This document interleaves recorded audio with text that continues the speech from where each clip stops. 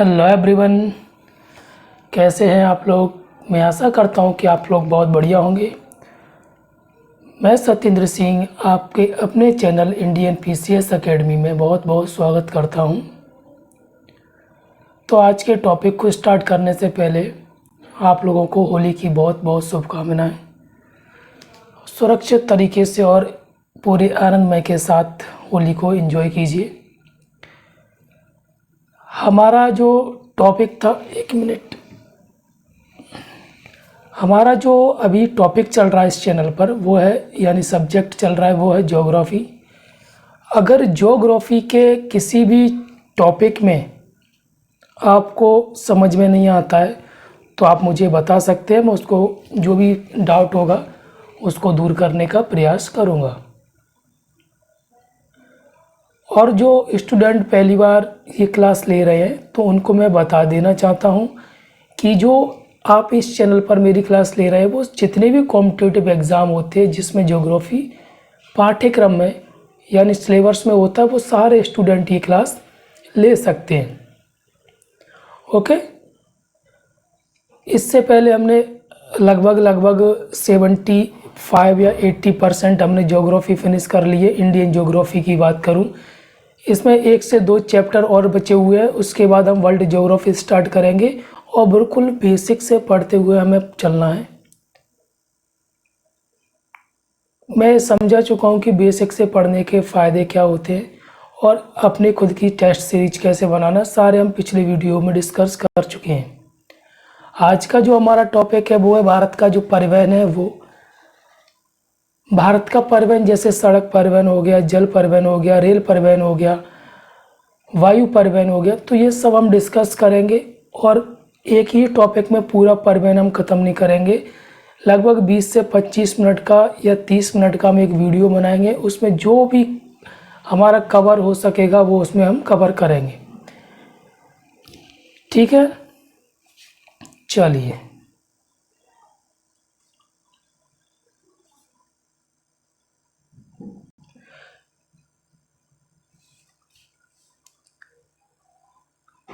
अब सबसे पहले जो लोग नहीं जानते हैं, वैसे तो सभी लोग जानते हैं कि परिवहन होता क्या है, फिर भी अगर एग्ज़ाम में हमसे अगर परिवहन से क्वेश्चन पूछा जाएगा तो हम यहाँ से परिवहन की डेफिनेशन यानी उसका जो परिचय होता है वो यहाँ से हम उसमें मिक्स कर सकते हैं और अपने क्वेश्चन को बड़ा और बढ़िया बना सकते हैं।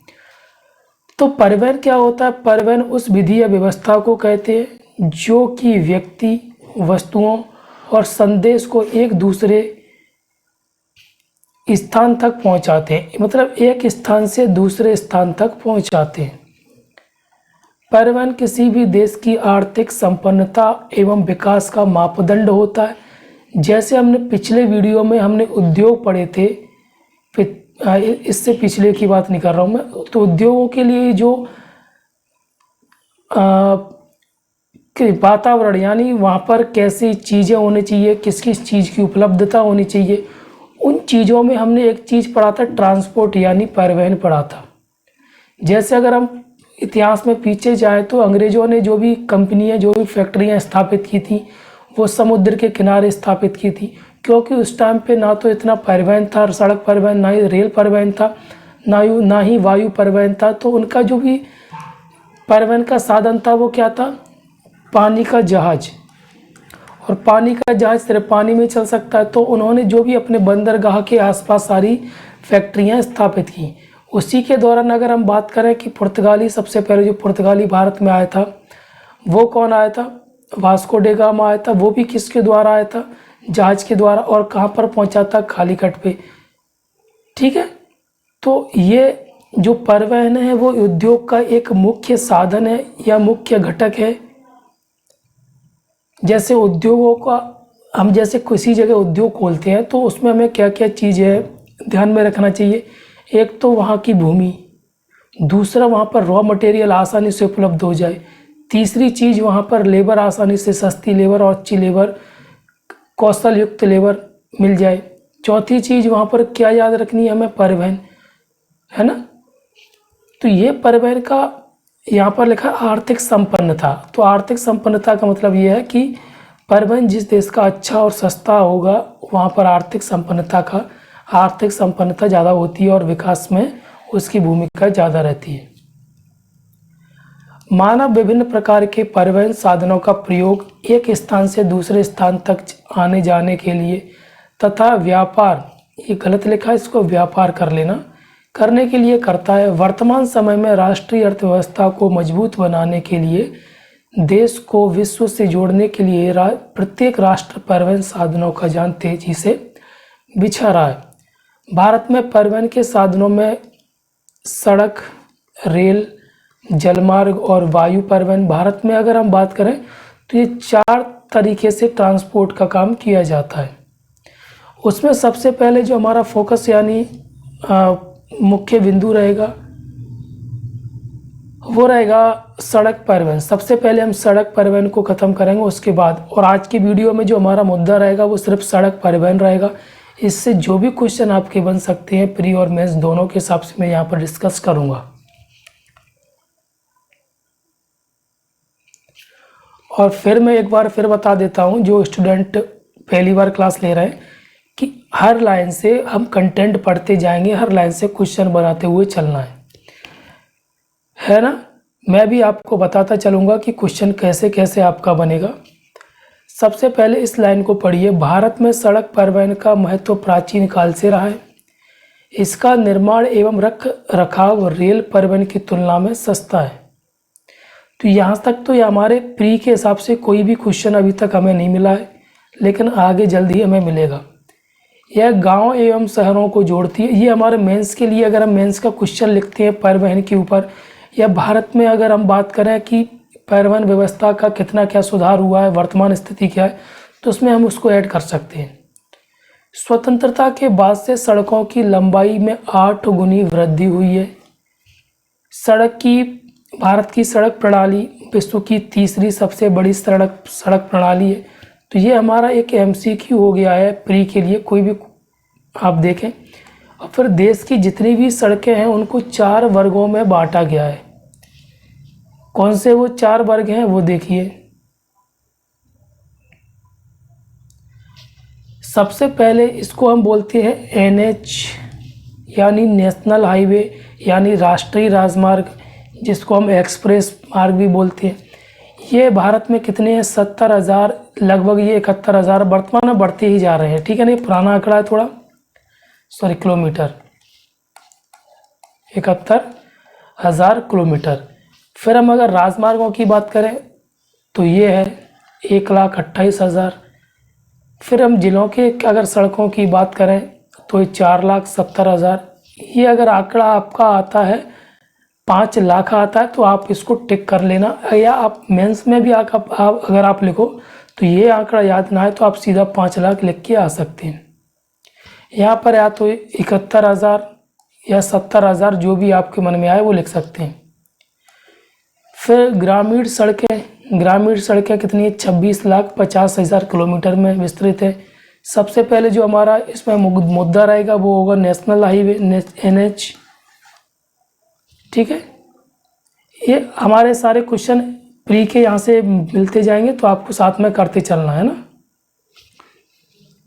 ये वे सड़कें हैं जिनके निर्माण एवं मरम्मत की जिम्मेदारी केंद्र सरकार की होती है। ये नेशनल हाईवे होते हैं, उनका जो निर्माण और मरम्मत कौन करेगा? केंद्र सरकार। ये प्रांतीय राजधानियों एवं अन्य शहरों को जोड़ती हैं। राष्ट्रीय राजमार्ग की लंबाई कुल सड़क जो भारत में पाई जाती है उसका कितना परसेंट है? 1.58%। इसको वर्तमान में अगर हम देखें तो 2% भी बोल सकते हैं। ये कुल यातायात का लगभग 40% भार वहन करती हैं। अब यहाँ पर एक चीज़ समझिए, ये कुल सड़कों का 2% है, लेकिन वही अगर हम बात करें कि कितना इन पर दबाव है या कितना इनका योगदान है, तो योगदान इनका कितना है? 40% है। ठीक है, फिर यहाँ पर प्रमुख राष्ट्रीय राजमार्ग दिए गए, उनको हम जल्दी एक नज़र में पढ़ लेंगे। NH1 दिल्ली से अमृतसर, कहाँ से गया इसको आप पढ़ लेना, इसमें समझाने वाली कोई ज़्यादा बात नहीं है। फिर NH1 एक यानी NH1A ये जालंधर को श्रीनगर से जोड़ता है, ठीक है। फिर NH1B जम्मू कश्मीर, ठीक है। ये जो मुख्य है वो मैं आपको बताऊंगा। फिर NH2 में थोड़ी बात दी गई, देखो दिल्ली को कोलकाता से जोड़ता है। शेरशाह द्वारा बनाया गया प्रसिद्ध ग्रैंड ट्रंक रोड पेशावर से कोलकाता, ये जो ग्रैंड ट्रंक रोड है ना, ये NH1 और NH2 दोनों को मिलकर बोलते हैं, इसको क्या बोलते हैं, GT एक्सप्रेस बोलते हैं, इंग्लिश में क्या बोलते हैं इसको, GT रोड, ठीक है। राष्ट्रीय राजमार्ग 3 ये आगरा के मुंबई से जोड़ता है। फिर राष्ट्रीय राजमार्ग 4 यह मुंबई यानी ठाणे मुंबई में चेन्नई से जोड़ता है।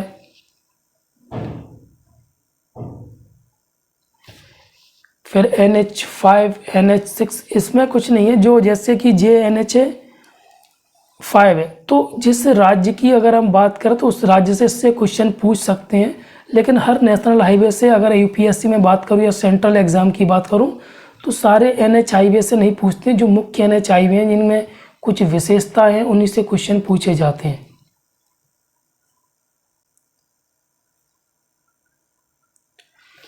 फिर NH7 इसको वर्तमान में NH44 बोल दिया जाता है, यानी इसका नाम वर्तमान में क्या कर दिया गया NH7 का, NH44। अगर आपसे क्वेश्चन पूछा जाए कि किस नेशनल हाईवे, किस राष्ट्रीय राजमार्ग का नाम बदलकर 44 कर दिया गया या 44 कर दिया गया, तो NH7 का।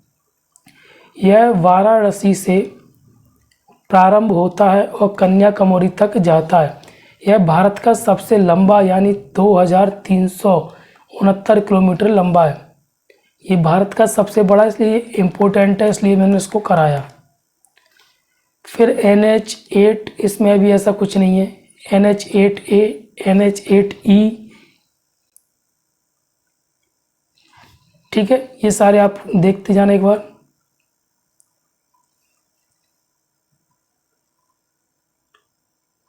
फिर NH15 NH17, ऐसा नहीं है कि 17 18 19 ऐसे नहीं नाम दिया गया है, इनको पता नहीं किस हिसाब से नाम दिया गया, लेकिन बीच में कुछ छोड़ दिए गए हैं ना,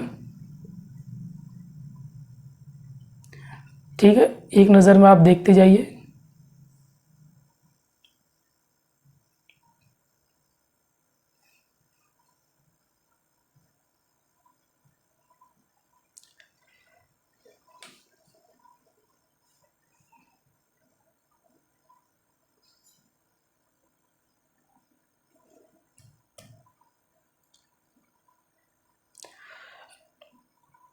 देखिए अब यहाँ से जो हम पढ़ेंगे वो क्या पढ़ेंगे, एक्सप्रेस वे यानी राजमार्ग, ठीक है। ये तेज व्यापारिक वाहनों को कम अवधि में गंतव्य तक पहुँचाने के लिए एक्सप्रेस राजमार्ग बनाए जाते हैं। ये लगभग 4 से 6 लाइन होते हैं। उदाहरण में अगर हम बात करूं तो पुणे मुंबई एक्सप्रेस वे राजमार्ग, दिल्ली मुंबई एक्सप्रेस राजमार्ग, ठीक है, ग्रेट डेक्कन राजमार्ग। देश में सड़क यातायात व्यवस्था को सुदृढ़ एवं तीव्र करने के लिए सरकार ने स्वर्णिम चतुर्भुज एवं दक्षिण तथा पश्चिम पूर्व कॉरिडोर सड़कों का निर्माण की योजना बनाई है। ये जो आप स्वर्णिम चतुर्भुज योजना देख रहे हैं, इसकी जो लंबाई है 5846 किलोमीटर है और इससे क्वेश्चन पूछे जाते हैं, ठीक है।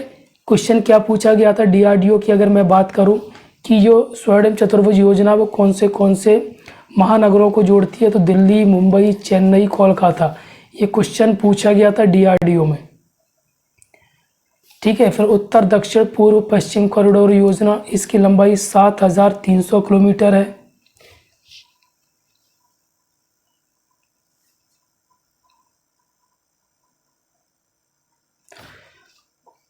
उत्तर दक्षिण कॉरिडोर के अंतर्गत श्रीनगर को कन्याकुमारी से तथा पूर्व पश्चिम कॉरिडोर के अंतर्गत सिलचर असम को पोरबंदर से उच्च गुणवत्ता युक्त मार्गों द्वारा जोड़ने की योजना है।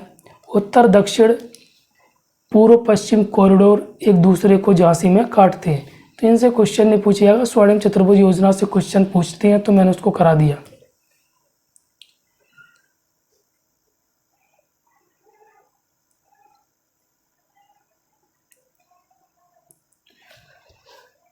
प्रथम चरण के अंतर्गत स्वर्णिम चतुर्भुज सड़कों को, द्वितीय चरण के अंतर्गत कॉरिडोर सड़कों को पूरा किया गया। छोड़ दीजिए इसको, ठीक है। फिर प्रांतीय राजमार्ग क्या होते हैं? प्रांतीय राजमार्ग के निर्माण रख रखाव का दायित्व राज्य सरकार पर होता है। राज्य सरकार के सभी बड़े कस्बों एवं महानगरों को जोड़ती है। प्रांतीय राजमार्ग की सबसे अधिक लंबाई महाराष्ट्र में है। इसके बाद क्रमशः गुजरात, कर्नाटक, उत्तर प्रदेश और राजस्थान। अगर आपसे पूछा जाए कि सबसे ज़्यादा लंबाई के अनुसार कौन से राज्य हैं प्रांतीय राजमार्गों में, तो ये आप बता देना। फिर जिला राजमार्ग क्या होते हैं? ये सड़क जिला बोर्डों के अधीन होती हैं, जो कस्बों, बड़े गांवों को आपस में जोड़ने के अलावा जिला मुख्यालय से जोड़ती हैं। ग्रामीण सड़कें ये परस्पर गांवों को जोड़ती हैं। प्रधानमंत्री ग्राम सड़क योजना के तहत भारत के सभी गांवों को 12 सड़कों से जोड़ने का काम किया गया है। अब यहाँ पे कुछ महत्वपूर्ण तथ्य हैं जो वनडे एग्जाम जैसे एसएससी वगैरह हो गया, कोई पटवारी का एग्जाम हो गया, तो वहाँ में उसमें ये क्वेश्चन पूछ लिए जाते हैं आपसे। सड़क का घनत्व 2 रूपों में व्यक्त किया जाता है। पहला क्या है और दूसरा क्या है? प्रति 1000 वर्ग किलोमीटर। यहाँ पर वर्ग किलोमीटर के हिसाब से क्षेत्रफल पर सड़कों का वर्गीकरण किया गया है कि कितने किलोमीटर में कितनी सड़कों की कुल लंबाई है, उसके हिसाब से। दूसरा दिया गया प्रति 1000 व्यक्ति पर सड़कों की कुल लंबाई। यहाँ पर किलोमीटर के हिसाब से दिया गया, यहाँ पर व्यक्ति के हिसाब से कि 100 लोग रहते हैं तो वो उनके पास या उनको यूज़ करते वो सड़क कितनी है। तो सबसे पहले अगर हम वर्ग किलोमीटर के हिसाब से बात करें कि प्रति 1000 वर्ग किलोमीटर में सड़कों की जो कुल लंबाई है वो कितनी है, सबसे ज़्यादा केरल में है 5268 यानी 69 किलोमीटर का प्रथम स्थान है केरल का। उसके बाद त्रिपुरा और केरल में देखिए लगभग अंतर कितना, आधा। फिर असम तीसरे नंबर पे, फिर गोवा चौथे नंबर पे, पश्चिम बंगाल 5वें नंबर पे। फिर अगर हम ये बात करें कि व्यक्ति के हिसाब से इसका घनत्व क्या है, तो प्रति 1000 व्यक्ति पर सड़कों की लंबाई सबसे ज़्यादा अरुणाचल प्रदेश 1377। दूसरे नंबर पर आता है नागालैंड, तीसरे नंबर पर त्रिपुरा, फिर असम, ठीक है। तो 2 तरीके से विभाजन किया जाता है घनत्व का, एक तो 1000 किलोमीटर के हिसाब से, दूसरा व्यक्ति के हिसाब से। भारत में राष्ट्रीय राजमार्ग यानी NH नेशनल हाईवे की कुल लंबाई ऊपर दिया गया है पहले ही, तो ये आंकड़ा थोड़ा ऊपर नीचे होता है, उसको छोड़ दीजिए। जो सड़क की कुल सड़कों का 1 पॉइंट ये पीछे हम पढ़ चुके हैं, ठीक है।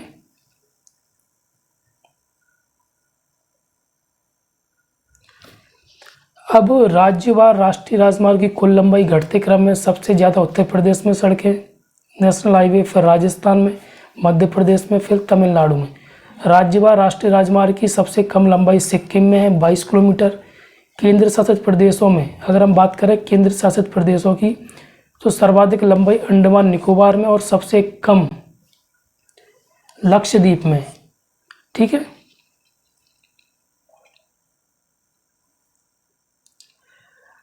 अब ये जो वायु परिवहन है या वायु एयर ट्रांसपोर्ट है, इसको हम कल के वीडियो में देखेंगे, ठीक है। सड़क पूरा परिवहन हम डीप में समझेंगे, एक एक चीज़ समझेंगे। सड़क परिवहन में अगर कोई भी चीज़ समझ में नहीं आई हो तो आप मुझे बताना, और जो भी कंटेंट मैं यहाँ पर करा रहा हूँ, मैं यही कंटेंट आपको अपने टेलीग्राम चैनल पर, जिसके लिंक मैं वीडियो के डिस्क्रिप्शन में डाल देता हूँ, वहाँ से टेलीग्राम ओपन करके आप वहाँ से ये PDF डाउनलोड कर सकते हैं, ठीक है। ओके, मैं कोई भी सब्सक्राइब शेयर की नहीं बोलूँगा, अगर आपको पसंद आता है तो आप अपने हिसाब से कीजिए। ओके, ठीक है, थैंक यू।